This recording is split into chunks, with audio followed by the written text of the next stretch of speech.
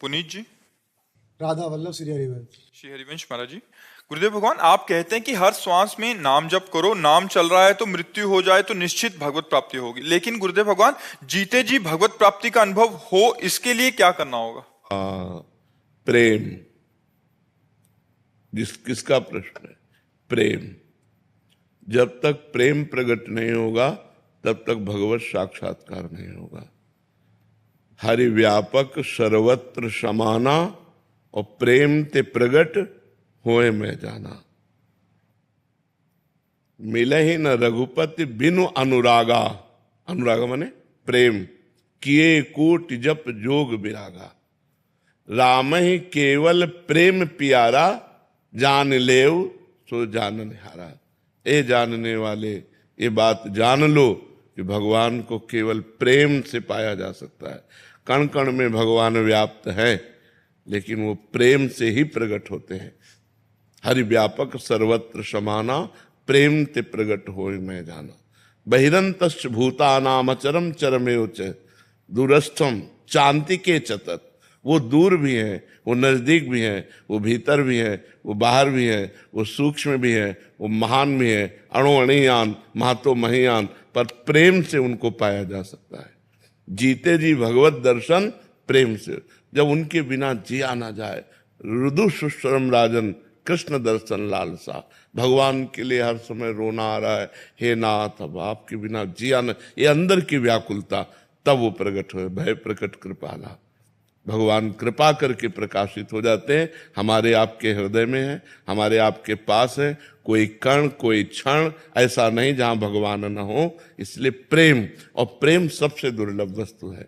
जब हमारा निष्काम भजन होता है, और ऐसा भजन होता है, निष्पाप भजन होता है, कोई पाप आचरण नहीं होते, कामना नहीं रहती, तब वो कामना रहित भजन प्रेम प्रकाशित कर देता है। अभी तो विविध प्रकार की कामनाएं हैं, तो भजन कामनाओं की पूर्ति में लग जाता है। और अगर हम कामना ना करें तो वही भजन विरह बन जाए, भगवान के बिना जिया ना जाए। जब से तुम बिछुरे पिए प्यारे, कबहु न पायो चैन, दरस बिन दुख न लागे नैन। कबीरा हंसना छोड़ दे, रोने से कर प्रीति, बिन रोए किन पाइया, प्रेम प्यारा मीत। प्रेम प्यारा मीत। जब रो रो कर भगवान को आंसुओं से पुकारा जाता है तब तो भगवान, पर वो स्थिति होनी चाहिए, नाटक थोड़ी चलेगा।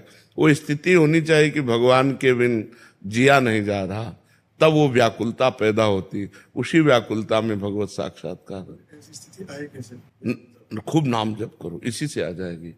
अभी हमने बताया नहीं, नाम जप अभी हमारा खर्चा हो रहा कामनाओं में, और जिस दिन निष्काम नाम जप होने लगेगा, निष्काम कोई कामना नहीं, वही प्रीति बन जाता है। वही नाम, प्रेम मूल यह नाम है।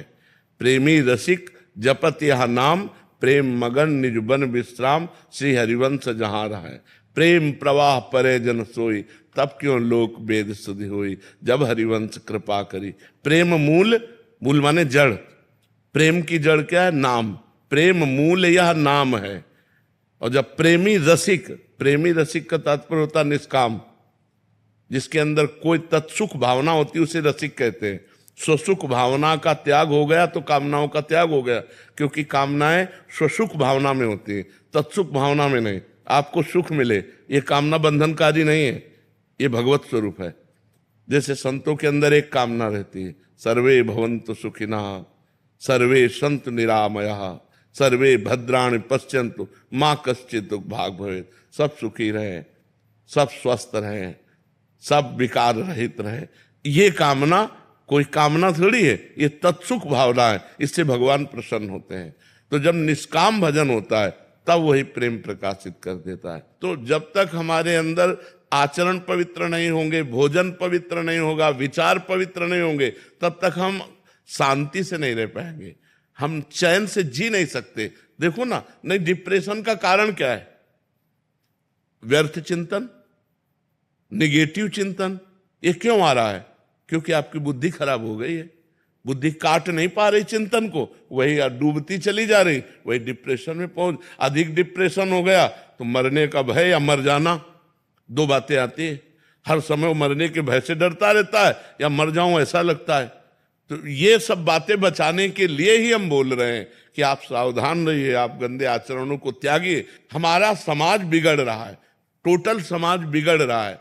छोटे छोटे बच्चे बच्चियां अपने आदतों से गलत मार्ग में जा रहे हैं, इसको कौन रोकेगा? माँ बाप से कहते तो कहते आप चुप रहिए, हम समझदार हो चुके हैं, अपना देख लेंगे। शास्त्र पढ़ना नहीं, समाज को सुधारेगा कौन? समाज किससे सुधरेगा? तो हमारे समाज में आप खुद इतने लोग बैठे हो, देखो आज हमारे समाज की दशा क्या हो रही। लड़के बच्चे आज वर्तमान को देख रहे हैं, वर्तमान में भोग मिल रहा है, वर्तमान में सुख मिल रहा है, लेकिन उसका भविष्य देखो, तुम्हारा भविष्य क्या होगा? तो भविष्य की तरफ देखने के लिए अध्यात्म होता है, और अध्यात्म है नहीं दिमागों में। तो इसलिए बहुत सावधानी का हमारा जीवन होना चाहिए। क्या विनय सिखाती है? अपनी माता पिता की झुक करके आज्ञा का पालन करना। मात पिता प्रभु गुरु के बानी, बिनहि विचार करी शुभ जानी। माता पिता कभी अपने बच्चों का अशुभ नहीं, वो कोई राक्षस हो बात अलग है, नहीं तो कोई अशुभ नहीं करता, अपने बच्चों को बढ़ाना ही चाहता है, सुखपूर्वक उनका जीवन कटे, ऐसा ही शिक्षा देता है। तो माता पिता गुरु संत इनकी वाणी को सुन करके अपने जीवन में उतारे तो हमारा अध्यात्म भाव पुष्ट हो, तो हमारी ये दुर्गति रुके। भगवत प्रेम तो बहुत ऊंची बात है, पहले मनुष्यता आ जाए।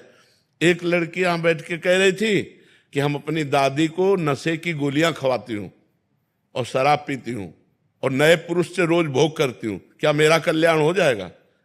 कै साल की हो? तो बताए 17 साल की। अब बोलो, जो अभी पढ़ने की अवस्था है, अभी जीवन को उन्नति में, वहां तुम इस आचरणों में उतर गए, अब क्या तुम्हारा जीवन बचेगा? जो सत्संग सुन रहे हैं, जो शास्त्र को जान रहे हैं, उनकी बुद्धि तो चैन लेने नहीं दे रही, लेकिन जो धर्म विरुद्ध है उनकी बुद्धि क्या करेगी? अगर हमारी बुद्धि शुद्ध नहीं रहेगी तो हमसे ऐसे आचरण कराती रहेगी, जिससे हमारा भी जीवन नष्ट होगा और दूसरे का भी जीवन नष्ट होगा। तो हमें भगवान का आश्रय लेकर शास्त्रों के अनुसार जीना चाहिए, जिससे हमारी बुद्धि पवित्र हो, हम खुद चैन से जी सके और दूसरों को भी चैन से जीने का अवसर दें। अब पति है, विश्वास करता है कि तुम हमारी अर्धांगिनी हो, तुम जहर दे रहे हो, तुम बॉयफ्रेंड के साथ मिलकर उसके साथ धोखा कर रहे हो। पत्नी अर्धांगिनी है, उसने पूरा जीवन दे दिया, तुम पुरुष होकर के दूसरी स्त्री का सहयोग